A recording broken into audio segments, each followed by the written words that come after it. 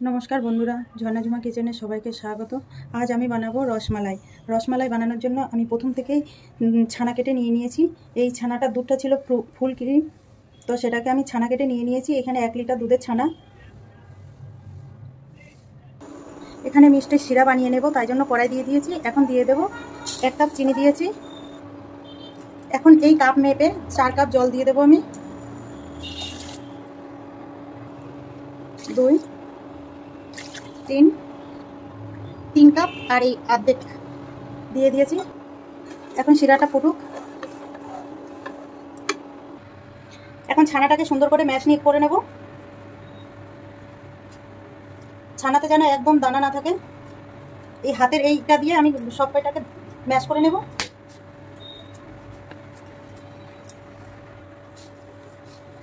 ছানাটা সফট হয়ে গেছে, দানা থাকলে কিন্তু হবে না। পুরো সফট হয়ে গেছে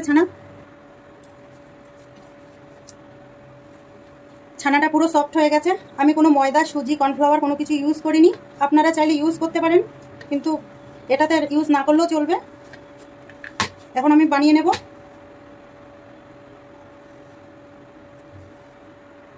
ছানা থেকে সব কয়টা বল করে নিয়েছি, কেটে নিয়েছি। এখন এগুলোকে গোল গোল করে নেব, একটা শেপ দিয়ে দেব।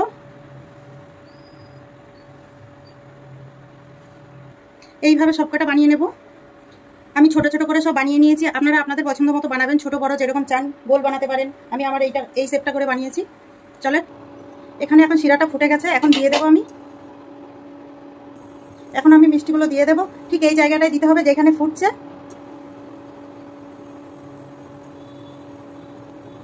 সব দিয়ে দেব। সব দেওয়া হয়ে গেছে। এখন আমি ঢেকে দেবো 10 মিনিট। এইভাবে ফোটাবো, এইভাবে ফোটাতে হবে। দেখেন সাইডে সব চলে এসেছে। সামান্য এরকম ঝাঁকিয়ে দিলেই হবে। এখানে মিষ্টিটা হতে থাক, ততক্ষণে আমি মালাইটা বানিয়ে নেব। এখানে একটা কড়াই চাপিয়ে দিয়েছি, কড়াইতে দিয়ে দেবো 1 লিটার দুধ। এটাকে সুন্দর করে জাল দিয়ে নেব, গাঢ় করে নেব।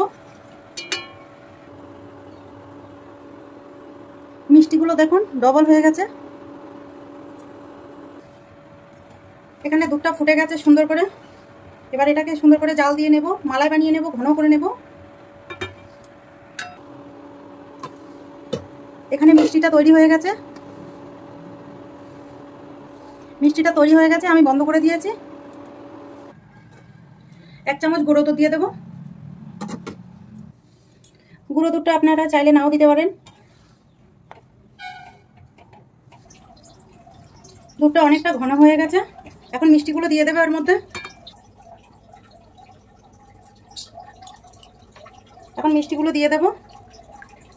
মিষ্টিতে অনেক রস ঢুকে গেছে, সামান্য এরকম চিপে দিয়ে দেবো মিষ্টিগুলো।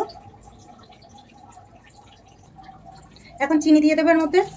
চিনিটা আপনাদের পরিমাণ মতো দেবেন। এখন মিষ্টিগুলো এইভাবে জুস বের করে দিয়ে দেব।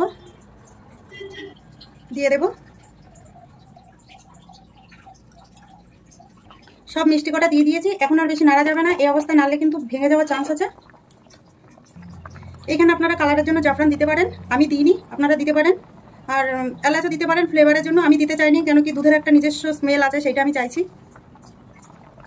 রসমালাইটা তৈরি হয়ে গেছে, এখন আমি নামিয়ে নেব। এটা ঠান্ডা হয়ে গেলে এখন আমি ঢেলে নেব।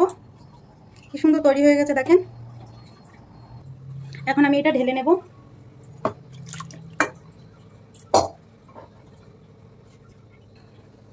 তৈরি হয়ে গেছে রসমালাই। আমার এই রসমালাই রেসিপিটা যদি তোমাদের ভালো লাগে তাহলে like, share, comment and subscribe করো।